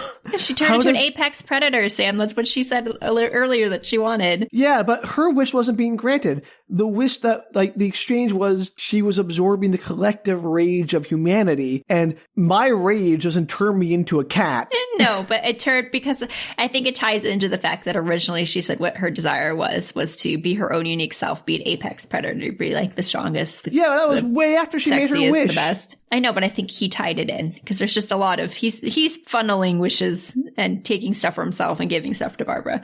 So I think he basically granted her wish via proxy through other people. I am so upset with how little sense the rules for how this like wish exchange works, because I thought he could only take certain things from people, but they can take arbitrary things from people. And now he can everything. And now he can, when they make their wish, use it to grant another wish. Like, apparently he can give it to other people. I know, wild. I don't understand. I think that's a loophole. I actually think it's kind of a clever loophole. The idea that you're like, I'm taking this to give to someone else. I mean, I'm not saying that's the problem, taking the rage or whatever, but like he is saying when I grant your wish, it's going to allow me to grant her wish at the same time. Like, yep. Wow, that doesn't make any sense. Love it. Okay. Anyway, she is hardcore and she's very fierce in her attempt to stop Diana from entering, and she's denting and tearing up the armor that she's wearing. And the subtitles let us know that she's apparently called Cheetah now. Cheetah. Is this an actual villain from DC? It's like a major villain of the Wonder Woman arc. Oh, you looked it up. Cool. I did. Yeah, I was curious because I was like, I bet this is obviously the intro story to a major villain story. Out of curiosity, did you see the original origin story of Cheetah, and was it this dumb? There are multiple origin stories of Cheetah, I guess, because there's been multiple reincarnations. Right, rebooted multiple times, yeah. Yeah. And I did not get to, I was reading the article, I got sidetracked. I didn't get to the most recent incarnation, so I don't know if this is how it matched, if it matched the story. But was there like a common theme? Like, was she kind of more like a Black Panther type character? Or no, once she was a socialite. Okay. Though she's like completely different, obviously. And I assume that the Barbara Minerva character was probably some kind of character who didn't have a lot of confidence in herself. And I don't know if she ended up wishing to become more. I don't know quite how that happened. Yes, I should have read farther into the article. No, I mean, one of the hallmarks of our show, Danielle, is we do as little research as possible so we can make up our own dumb explanations. I really am going to finish it. I just didn't it was a really long article and I was like, okay, I don't have time for that right now. I got 2/3 of the way through the socialite story, and then I was like, okay, I've got other things I have to do. I'll come back to this. So it's saved on my phone. The longest Wikipedia articles are always the ones that are sort of the most irrelevant to actual life. Yeah, so I didn't get quite that far into it. But the point is, she's Cheetah, who's apparently a main villain in the Wonder Woman franchise. Love it. Yeah, but I didn't know that because I only knew that because of the subtitles. Not once has anybody given her a name. I was like, oh, it says Cheetah said blah, blah, blah, blah, blah. I guess it's an Easter egg for all the DC fans who have subtitles on. Yeah, like clearly whoever did the subtitles knew that what her origin was. So Diana tries to talk her to the light side, and Barbara is not having it. She's like, I'm super powerful and awesome now. Like, you can't make me. Reasonable. So they're outside of this military complex, and there's a lot of swinging from live electrical lines because there's power towers everywhere. And, that seems safe. Yeah, and Diana swinging from her lasso, and what's her face? Cheetah / Barbara is now swinging from all the live electrical lines. Chitara. Oh, that's someone else. Chitara. Chitara. Barita. Like Barbarita. That sounds like a sounds like a Beach Boys song. Ba ba ba ba Barbarita. I mean, kind of. So Barbarita is not having it, and they're swinging back and forth on the lines. They're like fighting in the air, of course, and they fall into the water below. Oh no, cats hate water. I know. I had that same thought, actually. And an electrical line drops from the sky and is like falling down the curve of the mountain and coming closer and closer to the water. Wait. They weren't electrocuted when they were swinging from the line, but oh no, this line might touch the water there. Well, she wasn't touching the them. end of the wires. She was just swinging from like them. The wires are so electrified. All right. Well, Sam, it's coming towards the water, and Diana tries one last attempt to get her to renounce her wish, go back to normal, and she's like, never! And so she plunges her under the water as the line hits it. And of note, Diana is also under the water, but seems absolutely unaffected by this. You know what it is? Her magic armor grounds her. It must be. And so she is, an electrical line drops into it, and she's electrocuted Barbara / Barbarita. If Barbara had all the same strength as Diana, plus everything else that Max gave her, how is Diana But she doesn't not have affected? Diana's power anymore. Because she wished earlier in her wish, she wished that she was no longer like Diana. She wanted to be her own unique. But that wasn't a wish that was granted. She already made her wish to be like her. She didn't renounce that wish. I know, but it's suggested that when he is getting all the power from all the wishes, that he grants her wish. I hate that. Well, I know. That's what happens, Sam, is that he like funnels some of that power, and he's like, and you're going to basically give her the things that she wants. So he can arbitrarily like negate the wishes he's already granted somehow. Well, yeah, he gives her a bonus wish. Or creates the bonus wish there through are no characteristics. Rules in this movie. He doesn't like specifically say, and you're going to grant her wish. It's just like he's giving her characteristics to match what she wanted. Yeah, but how would that all right, never mind. Let's just move on. It's just assumed that it is, Sam. It's not going to make any sense, Danielle. Let's go. It's fine. So Diana pulls her body out of the water and leaves her. She may or may not be alive. She runs inside trying to stop Maxwell's speech. And she tries to reach him, but the magic wind that is so omnipresent in this movie pushes her away. And she's like trying to walk through a wind tunnel, basically. So she can lasso a jet. No problem. But walking upwind, too hard for Diana. But it's magic wind, and she's trying to get her lasso, but it keeps like flapping in the breeze. So she's trying to reason with him that like they don't even know what he's taking from them, and he laughs maniacally because he's evil. But he does look much healthier, so clearly it's working. I mean, can't argue with results. So the wind proves to be too strong for both her and her lasso, and she's kind of like pushed down into the corner. She can't get up anymore. And she gives her own little speech about how she's never wanted anything more than Steve, but she realized that there was more to it, that it was a price she wasn't willing to pay. Is she on camera? No, she seems to be talking to him in this scene. Okay. She says the world was beautiful just as it was. And and she goes to this this long speech about, like, I'm not going to do the whole speech, but she goes to this long speech about the world and how people need to stand up, how you have to renounce your wish, the truth is the only thing that matters, etc., etc. And he looks at her, he's like, no, why would I renounce my wish? It's my time. The world belongs to me. And Diana looks at him, like, stares him in the face. She's like, I wasn't talking to you. You're not the only one who suffered, who wants more, who's alone, or who wants people back, who is frightened and powerless. You're not the only one to imagine a world where everything was different and better. I thought you weren't going to do the whole speech. And the camera zooms out. That was not the whole speech. It goes on for a long time. The camera zooms out, and you see that she has the lasso of truth is attached to his ankle, and apparently that seems to allow her to live feed to the masses. Wait, so she is not on camera, but by attaching the lasso to his ankle, which somehow she couldn't do because of the magic wind, but it happened anyway without him noticing it. Snuck under it. I don't know. and he didn't notice it going around his ankle, and he like lifted his foot up so he could go under. Anyway, that's not the point. No, it just wraps around his ankle. that allows her to like suddenly be on camera even though she's not on camera? She's not on camera. It's just like her voice or her ideas or her, I don't know. Sam seems to be projecting out into the world. Like they can hear her over him. I'll be honest, Danielle. I think I would have a lot of fun watching this movie, but trying to describe it, this movie has no consistency, no rules. It's just a bunch of arbitrary things happening for no reason. It's confusing when you're watching it. Okay. Because I don't think I understand what's going on. None of this makes any sense. No, it doesn't. But I think it's because she talks about how the truth, like, overcomes everything. And so I think the concept is but that... what truth? The truth is he's power hungry and he loves his power. That's the truth. But she's talking about people renouncing their wishes because they're living a lie, basically. Is it a lie, though? Sam, I don't know. I'm just saying that's the concept. That was my takeaway from this moment, was that she's trying to, like, convince people that they can't live this fake reality. And somehow her magic speech worked and everyone can hear her. Yeah, so somehow everybody can hear her and feel her. I mean, she's a good actor. It was well delivered. So I'm sure she's a very good actor. I just don't think there's any way it makes sense that everyone can hear her broadcast because she has a lasso around some guy's ankle.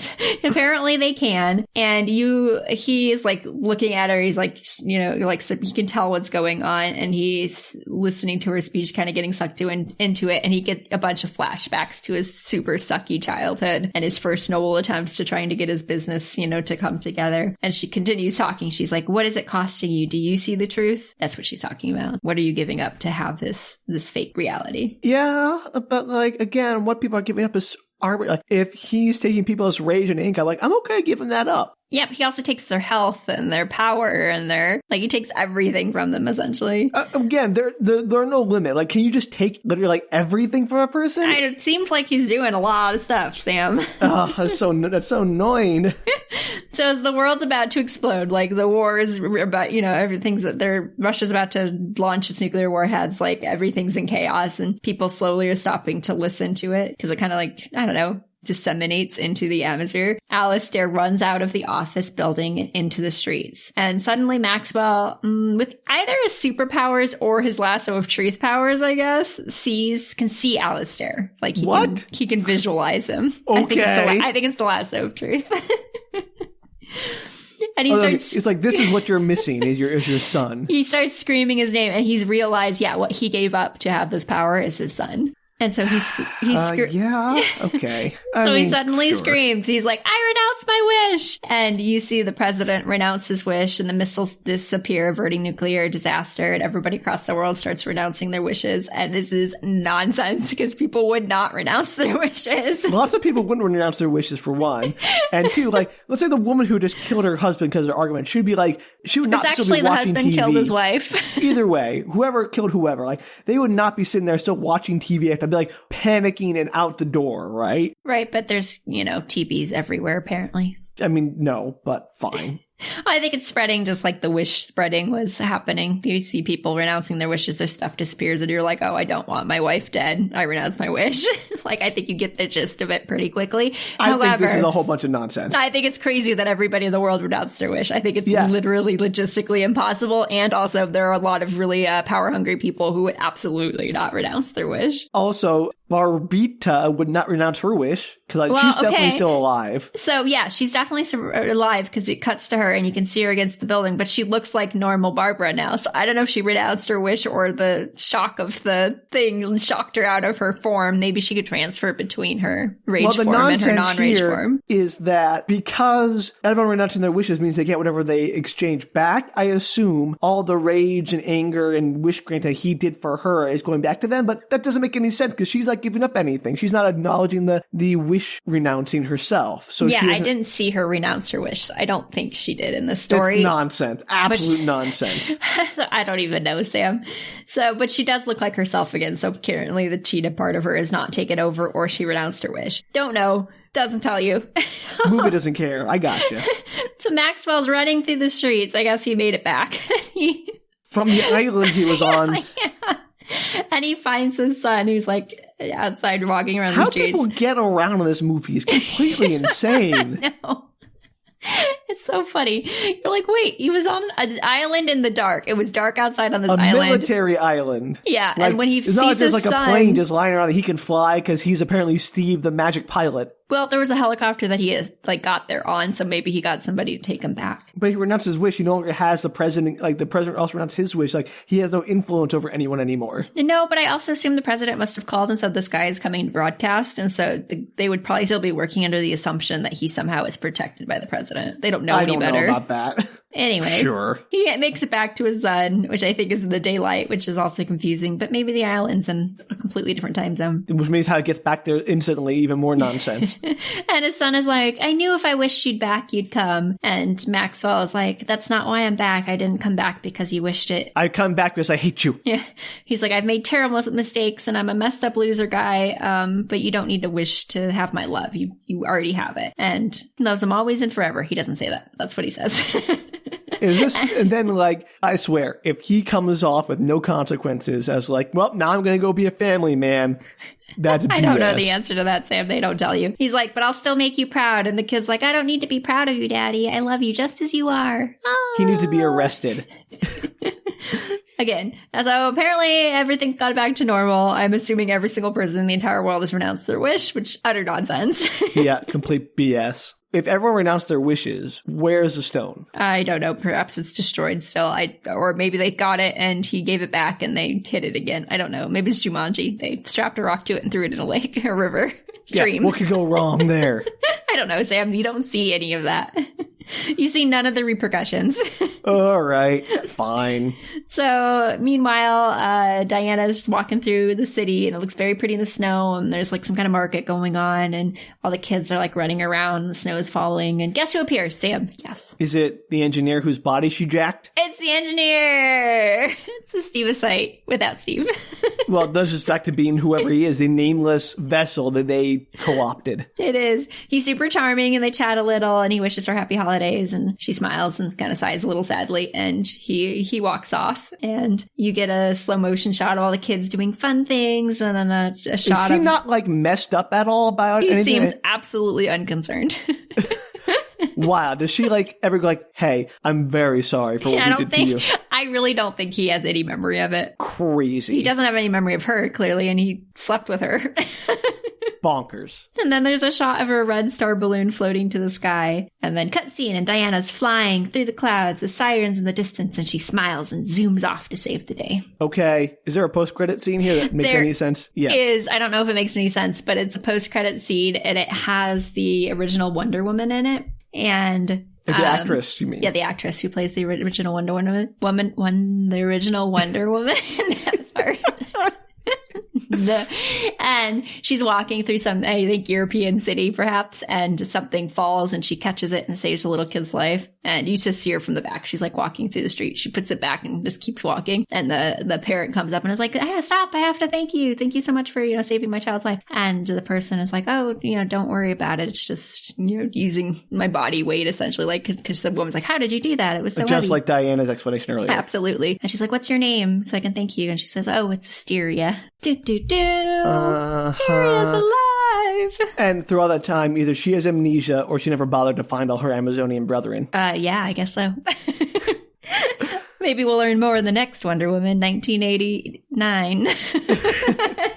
Well, if it goes by the same rough logic, it should be like 2060 something. Yeah, well, I don't think they'll do that. 2050s in the end. That'd be funny, though. I'd watch that. Anyway, there you go, Sam. Wonder Woman, 1984. My only again, I haven't watched the movie, so my conclusions are very much filtered. But my conclusion is, it's a fun movie to watch that has an infuriating lack of internal consistency or logic. Absolutely, it's bananas. That's why it's so fun. Yeah, that sounds absolutely insane. Like nothing makes sense in this movie. It's wild. It has a really like strong vibe to it. Like it's very settled in the time that it's both 1984 and what's his face is just chewing scenery. So it's a fun watch. Right. So it has like I appreciate that it is like a period piece almost, but Let me ask you, does that period have any impact on the story? Is it just sort of like, oh, you just want this fun aesthetic? No, I don't think it has much impact on the story. I do think it kind of plays with the idea of like TV and marketing and all that kind of stuff that was... Which was newer then, yeah. Like it has that kind of like, this is the wave of the future kind of feel, especially in the very beginning of the film where he's doing his TV commercial. Got it. So I think it's like, it's set before all that stuff was common, like Ponzi schemes and TV infomercials, like all of that was kind of just hitting its stride. So I guess it plays into it then, but it's not like, I think it could probably be set in any time frame and it probably would have been fine. Yeah, no kidding. I don't know, Danielle, that is wild. Like, I mean, there's not really much I can say about that movie because it doesn't seem interested in providing any explanation for any part of its story. It starts so strong, and then by the second half, you're like, what the heck is going on in this film? Right, like, I felt like I understood the stakes and the premise in the beginning. There's a magic wishing rock, someone starts wishing on it and it goes awry. Like, that's a pretty classic setup for a story, right? It's like, you're Aladdin, I can't think of anything else in the moment, but there's like, maybe like your Pinocchio, where he gets wished to be a living boy, that kind of stuff. Like, a wish that goes awry. That makes it, the monkey's paw story. It's very common, classic stuff. I don't understand how it goes from this very clean and sensible setup to these absolutely bonkers conclusions. I don't know. It's like you can tell the minute it starts to get insane. There was a scene where, well, for me, it was a scene where Maxwell like steps outside of his office and it's like complete chaos outside. And up to that point, I didn't realize anybody knew he could make wishes or anything like that. So I was like, what? Why are there people everywhere? This is my third watch of this movie, and I think now I'm like, oh, they must know he could make wishes, or maybe they're still trying to apply for that job where he sent out the all call. like I don't know what's going on. There's clearly protesters. There's a billion people there. That was the scene for me where I was like, what is this movie doing? See, I was convinced that when he wished himself to be the stone, that was setting up for like a Midas touch situation where he would now be unintentionally granting wishes to people or it would be used against him in some way. The fact that he wished himself to be the stone, and that seems to have so little impact on the story, other than that, like, he is the stone, like, it turns him into a weird monster for a little bit. Like, I don't understand. It doesn't seem necessary. Yeah. I mean, I think it's just fun to have him going around making everybody, you wish that, right? But like, we logicked out that if he had wished the stone was like a hand buzzer or a ring or, anything else, it would have been the same result, but much like more reasonable.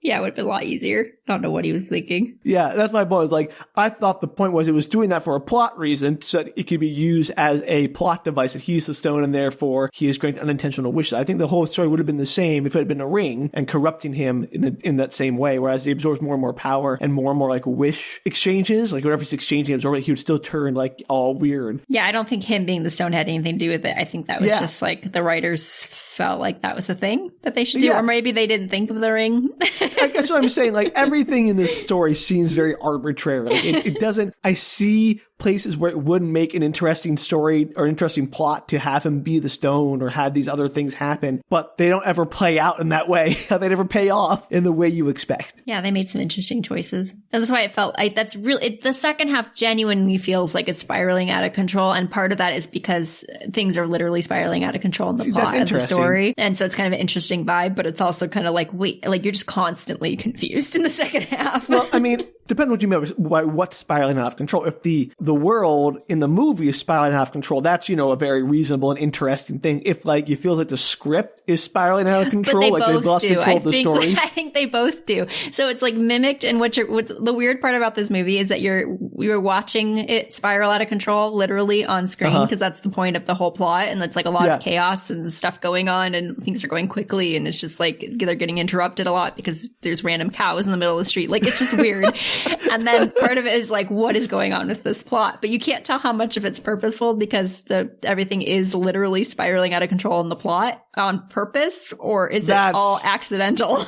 That sounds very interesting. Like, I know I was questioning a lot of this movie's logic, which I think is very fair, but it does sound like that. I mean, I might have to watch this. That sounds very interesting. I mean, kind of like, I think part of it's just like interesting plot writing. Like they definitely don't answer any of the questions that you have. So, no, I think a lot of it was just like, we're just going to make it fun. Like, there's a lot of, old, weird, like indie movies where or not even old movies, I love indie movies where they're just like, we don't really care about logic. We just want to make interesting things like Barbarella or Buckaroo Banzai or things like that, where it's less about coherence and more about this weird, interesting journey you're taking with the characters through these abstract ideas. And so I think there's nothing necessarily wrong with having a sort of logicless movie. And it's just very interesting to see it done in a blockbuster superhero form. Yeah, I really do think they didn't think people would question the stone thing quite as much as people ended up questioning it. Because you can absolutely kind of put thought aside and be like, it's fine, it's just a big adventure movie. Who cares about the rules of this world? But the rules of the world are so crazy. Well, and the rules of the world are so integral to the plot. Like, the whole thing is, like, that sounds like it would be my biggest problem, at least from what you've told me, would be the stakes. Like, I don't understand what's at stake or what Wonder Woman has to accomplish or how hard it would be for her to accomplish her goal, because I don't know the rules of how anything works. Like, yeah. Like, when she's on the island fighting the guys, I don't know, like, what her end game is or how this all works. Like, I thought she was going to kill the guy. That was how she was going to solve the problem. And then the magic lasso transmitter thing is like, what is happening? And maybe if you watched it, you'd understand more than I did. Maybe I just, if I'm having a hard time understanding the plot. I doubt it. Or maybe there's, maybe if I rewatched the first one, I would have more context for how some of these things work, and it would be less weird that they work that way. I sincerely doubt that, Danielle. I think they just wanted to make a bunch of interesting things happen, and they didn't really care about how they got there. They just want, like, the whole invisible jet to Egypt thing. Why did they even go to Egypt? That seemed like such a pointless scene. Yeah, you probably could have cut that whole scene and it would have been fine. Yeah, like, they go to Egypt, they have the fight, and it doesn't actually accomplish anything, and they go back, and that's when they learn about all the stuff from the Mayan guy. Like, they could have just cut to them learning all this stuff from the Mayan guy, and that would have been it. It does continue. The Egyptian stuff does kind of go on in the background while the movie's continuing because it's part of the chaos. Sure, but it could have done the background from the start. Well, it doesn't play in any kind of major role. Anyway, it's really interesting. Like I said, interesting choices. The one thing that I still think is like unforgivable is how badly they treat that engineer. Yeah, there's nothing I was kind of hoping in the second part, like maybe they said something or tried to explain something or whatever, but no, they didn't. I was like, oh. I thought they did. For something in my head, I was like, I thought they did, but they did not. Because you would have to. You can't just leave that as unresolved. Like, I thought maybe she would like make some sort of anonymous gift to him that would make his life better, or like set him up until now suddenly he has a social life, like something to do to help make up for. Well, and you know nothing about him. He might have a very active social life, and he just disappeared for like 3 days. Nobody knows. Right. I thought maybe she like left a gift basket of cash or something in his apartment or whatever. Like, he comes home to something like, I won the lottery. And I don't even know, like, she walks off, renounces his wish. Does Steve vacate the body immediately and he just passes out on the steps where he was standing? So like, I don't know. He wakes up in DC in the middle of like the street, in the middle of all this chaos with a nuclear war being threatened. Like, crazy. That is... I can roll with the magic stone. I get that adventure movies don't need to have a whole lot of roles, but man, her callousness to him it really shades her character. And it's possible once everybody renounces their wish, it just resets from 3 days ago or whatever, and nobody has any recollection of it. No idea. The movie doesn't tell you. Yeah, no, okay. Well, I don't know. If anyone out there has any idea about how this poor man has suffered and what Diana should do to make recompense, you can send us your solutions at bookretorts.com. You can also tweet, Instagram, or Facebook us at bookretorts. Well, Danielle, thank you for sharing Wonder Woman 1984. I kind of want to watch this movie like immediately just to experience the insanity. It's a pretty good movie. I know some people disagreed with that when it came out. I still really kind of like it. I guess I believe that a movie can be both fun and nonsense at the same time. Like, I have no problem holding those two concepts. I don't think they are in opposition. I don't think it was any worse than most like DC or Marvel movies that I've seen, to be honest. Yeah, I mean, I have the same complaints about the Infinity Stones and how they all work. As someone who doesn't read comics and hasn't delved into the Marvel universe that much, they seem as arbitrary and capricious as the citrine in this movie. So, but yes. I'm going to get a lot of angry emails about that. Yes, we once again apologize that we do not have extensive knowledge on the DC Marvel universes when we talk about them. And if you have complaints about our knowledge about the DC Marvel universes, don't tell us. We don't care. We really don't care. But if you want to explain something, feel free. Like, if something makes more sense than we think it makes, Yes. feel free to tell us that. Yeah. I mean, we want explanations, either made up or real, for all the nonsense. And like, if you have an explanation for what Diana should do to help that guy, great. If it's made up. Or if you have a real explanation, that's great too. You could also just tell us stuff. It's not like we know. So you can lie. We believe it. All right. Well, I look forward to getting all those emails. And until then, bye. Take care, everybody.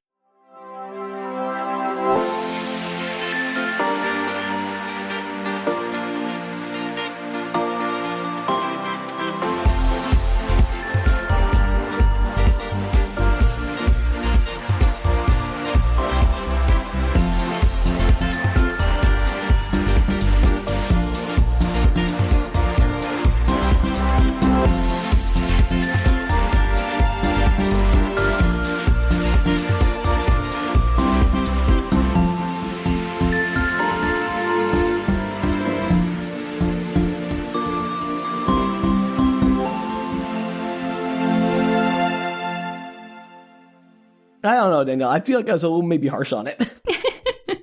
I mean, there's a lot of questions. All of the questions that you had, I pretty much had in my own head too. I just don't care as much as you do. Well, I don't know if I care as much, but you gave me carte blanche and actually encouragement at the beginning of this recording to say, I don't have a lot here, so you need to... I had 4 pages. It was not much. Yeah. Less than 4 pages, like 3.5. So I felt compelled to really dig into these things that I may have glossed over were it not for the request to really dive in there.